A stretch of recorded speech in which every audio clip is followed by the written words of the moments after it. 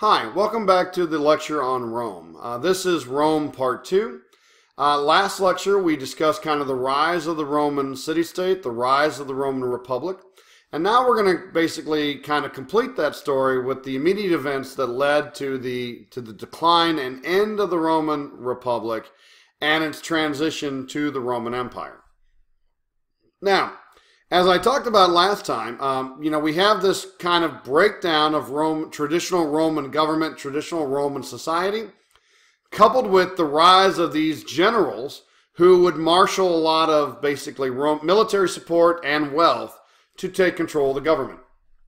And the person that first does this and starts this process is a Roman general by the name of Marius. Now, Marius had been a plebeian who had basically risen through the ranks of the government of the military and achieved control of the military and also a great fortune of wealth. He then married into a minor patrician family known as the Julii, or the Caesars, if you will, Julius Caesar, and he used those political contacts and the wealth and military support that he had to be elected consul. Now, the interesting thing is, though, is that he would be elected 5 years in a row to consul, which would signify the beginning of the breakdown of that traditional Roman Republican government, because the original rule was that you can only be elected once as consul, and you couldn't be re-elected back to back.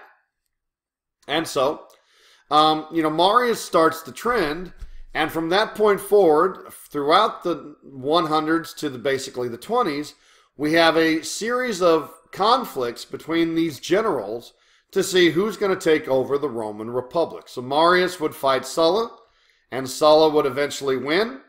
Sulla would die, and leaving his protege, if you will, a guy by the name of Pompey, in a prominent position. But Pompey, in reality, was an old school Roman. He did not want to take control of the Republic, and instead he basically fulfilled his role as general, but receded to the background and retired from the military, and even disbanded his troops in 62, giving up that opportunity. But he remained a prominent military component of life in Rome. And so basically from the year 62 to 60, he spent 2 years in retirement until he eventually was approached by Julius Caesar and Marcus Crassus to try to create an organized response and a group of 3 men. That's what triumvirate means. It created a group of 3 men that would actually dominate and control Roman Republican politics for the next 6 years. Eventually, however, that triumvirate broke down, and Pompey and Caesar went to war to see who would take control of the empire. Now, just a little bit of background about Julius Caesar, probably the most famous of these generals who created a dictatorship. Caesar had started out a fairly unimportant patrician in the Senate, but through his connections with the military as well as his connections with Marcus Crassus, who was extremely rich, Caesar was able to basically create that first triumvirate. After he gained some notoriety through his conquest of the wars in Gaul, modern-day France, he eventually became a rival threat to Pompey and to the Roman Senate. And Pompey and the Senate joined forces against Caesar in 49 to try and remove him as a political threat. They were, however, ultimately unsuccessful. Pompey himself was forced to leave Italy, and he fled to the country of Egypt, where he sought political asylum. In a rather interesting turn of events, however, the king, or the pharaoh of Egypt at the time, Ptolemy VI, basically captured, he imprisoned Pompey, cut off his head, and actually mailed it back to Caesar as a gift, hoping to curry favor with Caesar's Rome. In response to that, Caesar led an army to Egypt, and basically he arrested Ptolemy VI for killing a Roman citizen, and he then placed Ptolemy VI's wife and sister, Cleopatra, on the throne of Egypt, where she would rule for the next almost 20 years. It's at this time that Caesar and Cleopatra had an affair, and that Cleopatra claimed that she would ultimately give birth to Caesar's son, a person she named Caesarion. Caesar returned back to Rome and basically ran Rome as a dictator for the next 4 years. But he wanted more. He wanted actually to be crowned king.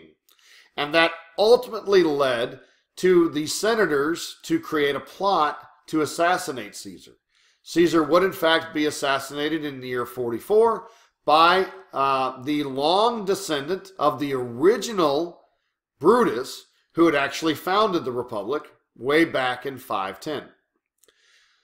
With the death of Caesar, the complete government of Rome began to destabilize because the poor people, who Caesar had made it a point to basically reward and kind of be on good terms with, the poor of Rome rose up and threatened to execute all of the senators unless they punished who had been responsible for the assassination of Caesar. In response to that threat, the Senate basically created a second triumvirate made up of Caesar's heir, Octavian, Marcus Aurelius, and another general by the name of Lepidus. Those three men then went out, hunted down the ex-senators and killed them, executed them for the state, and then ultimately became dictators of Rome's themselves. And as Lepidus passed out of power, it became basically a fight between Octavian and Mark Antony, who had increasingly moved to Egypt, married Cleopatra, and basically was championing the return of Caesarion as Caesar's true heir to Rome. Octavian, in fact, was not Caesar's son. He was Caesar's nephew, his great-nephew, to be precise. And so, Octavian basically had to come up with a plan because Mark Antony was trying to remove him by eliminating his tie to Caesar. In a very bold move, Octavian approached the Senate and convinced the Senate to declare war on Egypt. He couldn't declare war on Mark Antony, but he had the Senate declare war on Egypt, a foreign country. In response to that, Mark Antony now had to decide if he was going to stay with Cleopatra and fight Rome, his homeland, or if he would basically break off his relationship with Cleopatra and support Rome. And we all know he chose Cleopatra, and ultimately the civil war between Mark Antony and Octavian resulted in the conquest of Egypt by Rome, the death of Cleopatra, the death of Mark Antony, and Octavian basically became the sole dictator. He became the sole power, if you will, of Rome. The Senate then expected him to become dictator. They offered him the title of dictator, but Octavian actually turned it down and basically created an empire without ever really taking the title of emperor, which he knew was the key to understanding and controlling Rome. The Romans were perfectly fine if you had the power, but they didn't want to be reminded that they had gone back to that original form of government that they had actually gotten rid of, which was a monarchy. And because of that, Caesar Augustus, the name Octavian took, established the Roman Empire without actually ever being designated emperor or king or dictator or anything except leading citizen, which is from the Latin word princeps, which is where we get the word prince. Now, Caesar Augustus is considered to be the first Roman emperor. He reigned and controlled Rome through his political connections from 27 BCE until 14 AD. Now, at that point in time, as Caesar Augustus was getting older, he wound up not having any kids, any heirs, so he basically married into a family known as the Claudians to create a dynasty of the first emperors we call the Julio-Claudians. He adopted Tiberius, who was the son of his best friend, the family he had married into, and he basically established this ruling family. Of the Julio-Claudians, however, most of them were either psychotic or very kind of bad rulers. Tiberius was looked down upon by most of the Roman patricians. He, in fact, was not happy being emperor. For most of his emperorship, he spent it outside of Rome, and he designated successors, or he designated people to run Rome in his place. Gaius Julius Caligula Caesar was the grandson of Octavian through his daughter. And as you can see there, he was only emperor for 4 years because he was psychotic. He basically murdered his own sister, after which, before he murdered her, he'd actually had an affair with her against her wishes, and she had become pregnant with his child, and he basically had the child forcibly cut from her body because he felt that his child shouldn't undergo the humiliation of childbirth. Now, as a result of his extreme psychotic behavior, he radically purged the Senate of enemies. He would execute them in the middle of the night. He also engaged in a lot of basically public orgies in terms of parties at the palace. By and large, he was just a really horrible emperor. And 4 years after his reign, he was basically assassinated by his own bodyguard. Caligula was succeeded by Claudius, and Claudius was a fairly good emperor. He was emperor for 13 years. He basically oversaw the conquest of southern England, but by and large, he was predominantly, he was very fiscally sound. He didn't spend a lot of money. He didn't have a lot of parties, which made him a good emperor in the eyes of the Roman people. But periodically, he had uncontrollable fits of rage and would actually execute people for no reason. The last of the Julio-Claudians is a guy by the name of Nero. And Nero ultimately went crazy. He renamed the city of Neropolis. He made his horse a senator and ultimately lost control of the military and was assassinated in the year 68. The history of Rome, the history of the Roman Empire, then, goes through several periods of ups and downs based on its leadership. We have a set of good emperors who were called the Five Good Emperors. They were considered good because they did a lot to support Rome and make Rome great. And they also had one interesting thing in common. None of them were actually related. Nerva adopted Trajan, who was the best general at the time. Trajan adopted his protege Hadrian, who was another great general. Hadrian adopted Antonius Pius, who was a renowned senator for being good and organized. And Antonius Pius adopted Marcus Aurelius, who was again a great general. So what we have is we have 5 emperors from 96 BCE, or AD, 96 AD until the year 180 AD, which basically kept Rome running and kept Rome under control and well established. And during that time period, Rome's economy exploded, its empire grew exponentially, and basically Rome was at the top of its game.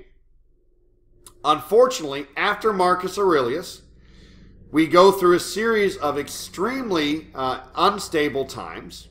We have several bad emperors, which are then coupled with a 60-year period of civil war that lasted all 60 years and resulted in 31 emperors in 60 years. So basically, if you're keeping track, that was less than a new emperor every 2 years almost. All of that led to the eventual economic and political decline of Rome that signified almost the end of the Roman Empire. Thankfully for the Romans, however, they were able to kind of rejuvenate their empire with the rise of a great emperor by the name of Diocletian. Now, Diocletian was great in the sense of putting Rome back on track, but in terms of modern Christian religions, he was extremely horrible, because it's under Diocletian that the Roman persecutions of Christianity reached their height. As I mentioned, he basically restored Rome economically, and in terms of its government, he tried to reform the government and reform the military to stabilize Rome. Now, while he was extremely successful in a lot of his reforms, His reform of trying to avoid civil war was not successful. His idea was to create what's called the Tetrarchy, which was to create a junior emperor and a senior emperor. And when the senior emperor died, the junior emperor would move up to being the senior emperor, and then that senior emperor would then appoint a successor, kind of like a president and a vice president. However, his best plans were actually unfulfilled, because with his death in 305, we have the outbreak of a civil war from 305, 306 to basically 313. Ultimately, that civil war resulted in the reign of another emperor by the name of Constantine the Great. And we'll mention Constantine a lot more when we talk about Christianity, because it's under Constantine the Great that Christianity was finally legalized in the Roman Empire. It was legalized in the Edict of Milan in 313.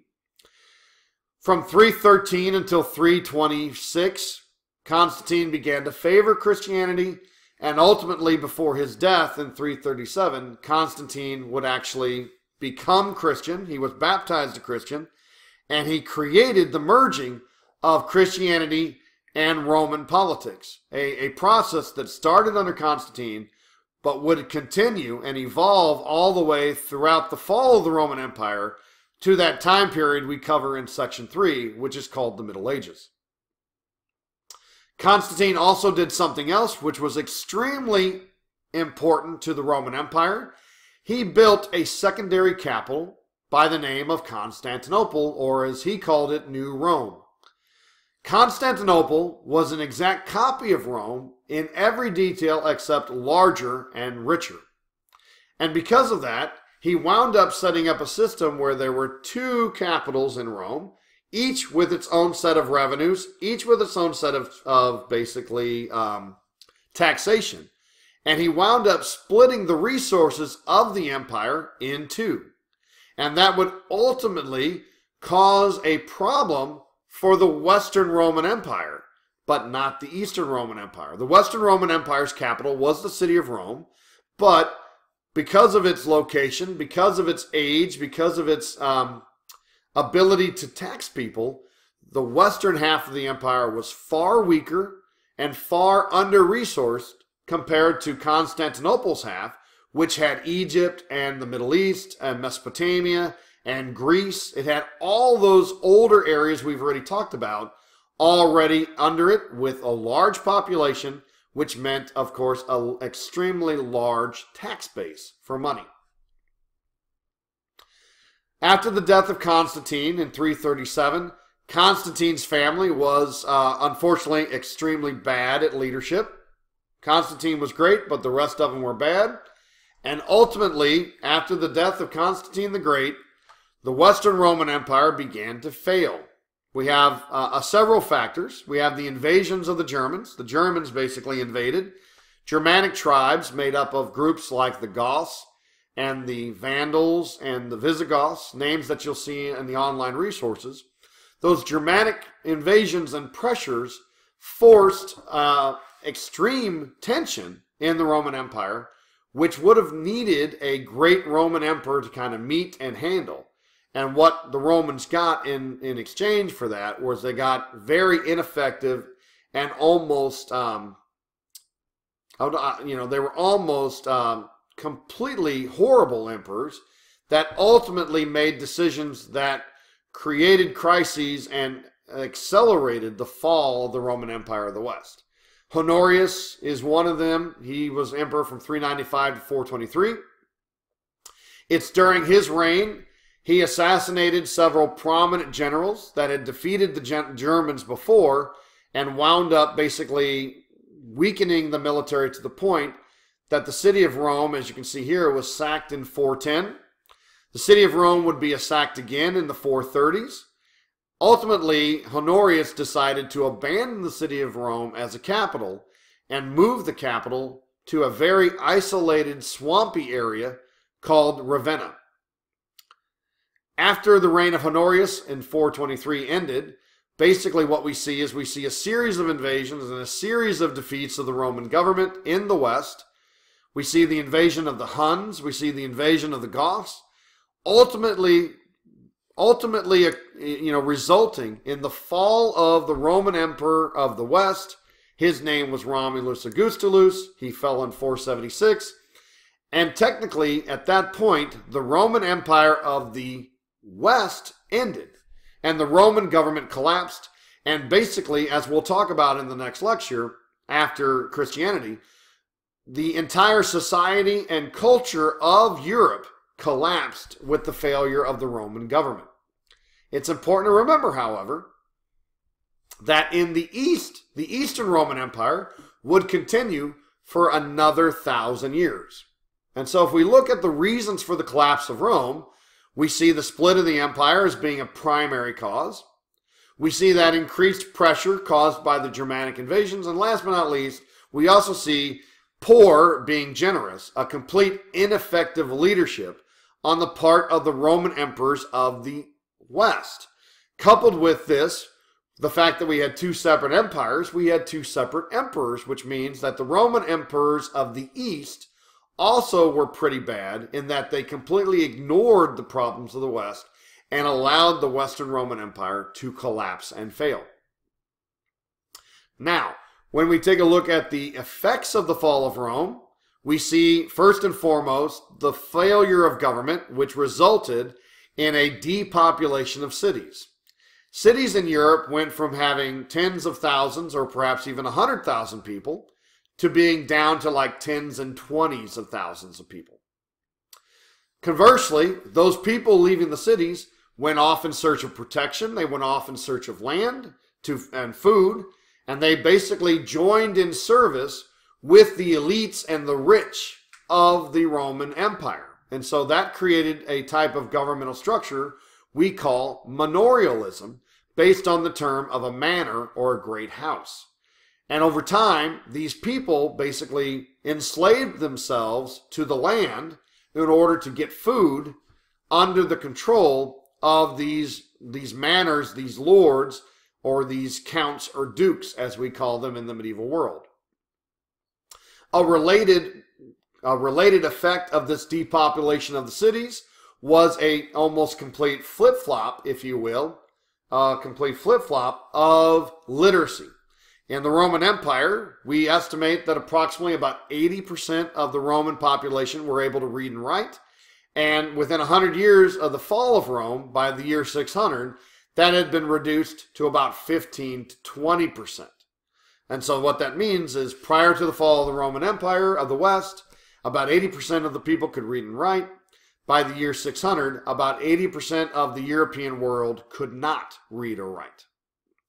And because of that failure of government, because of that failure of leadership, basically the only organization that had money and resources and ability, the only organization that was capable of stepping into that void left by the Roman Empire of the West was in fact the Roman Catholic Church. And that's why when we talk about our next section, section 3, we talk about the power and strength of the Roman Catholic Church as being one of the most powerful political organizations, as opposed to talking a lot about the governments of Europe, at least initially. One of the big problems that was created by the Roman Catholic Church's kind of absorption or assimilation of this secular role would be an ultimate fight that would develop in the Middle Ages between between what we call church and state. And that fight that developed continued on beyond the scope of the Middle Ages into the time period we call the early modern period. And even to this day, you hear people talk about the separation of church and state.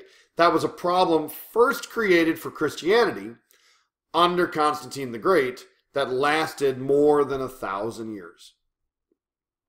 So, the collapse of Rome was a truly significant event that kind of changed the course of European history and kept Europe basically for the next 1,000 years after that kind of weak, and it forced it to kind of reconsolidate, regroup, and that process of recovery after the fall of Rome took more than like 800 years to accomplish. However, As the slide basically states, the Eastern Roman Empire, which would later be called the Byzantine Empire, that empire continued on for another 1,000 years, falling eventually in the year 1453. And that kind of leads us to a summary of Roman history. Rome is remembered not primarily because of its great size, not necessarily remembered because of its great wealth, but in terms of its length of time. If we start Roman history with the foundation of the city of Rome in 753, at 753 BCE, and we conclude Roman history in the year 1453 AD or CE, that means that the Roman civilization and the Roman government dominated both Europe and Eastern Europe and parts of the Middle East for more than 2,000 years. And that's a pretty long time. And on top of that, it is Rome, the Roman Empire, the Roman civilization, is the last great ancient civilization that actually almost touches the modern era. It ended in 1453, which was only a couple of hundred of years before the rise of the modern world.